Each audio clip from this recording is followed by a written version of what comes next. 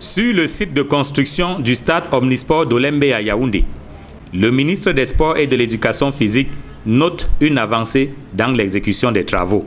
Les travaux évoluent à un bon rythme et dans la mesure où il reste un certain pourcentage de travaux à réaliser, nous encourageons fermement l'entreprise McGill à appuyer davantage le pied sur l'accélérateur, accroître le rythme.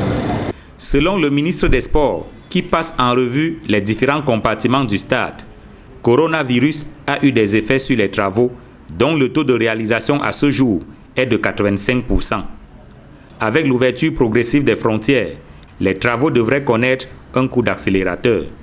Maintenant qu'il y a une espèce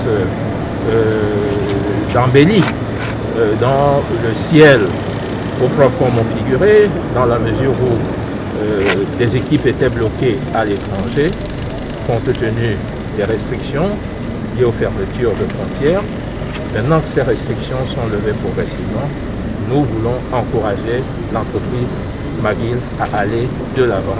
Si la pelouse, les sièges et la toiture sont d'ores et déjà posés, reste encore le revêtement extérieur.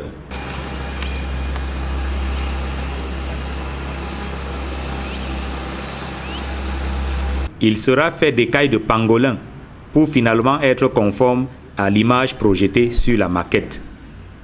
En ce qui concerne le centre commercial et d'autres compartiments visités par le MINSEP, l'on est encore loin du compte. Les travaux au stade actuel n'ont rien à voir avec ce qui est normalement prévu.